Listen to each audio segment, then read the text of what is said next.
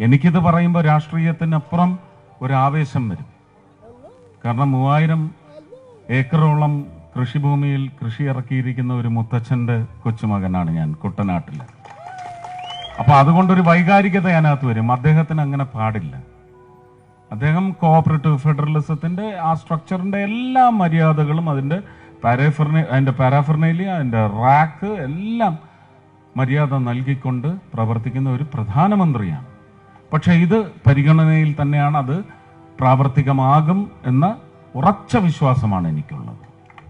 3000 ഏക്കറോളം കൃഷിയുള്ള കൃഷിഭൂമിയുള്ള ഒരു കൊച്ചുമകനാണ് ഞാൻ, ഒരു മുത്തച്ഛൻ്റെ കൊച്ചുമകനാണ് ഞാൻ. അത് ഇവിടെങ്ങും അല്ല, അങ്ങ് കുട്ടനാട്ടിലാ.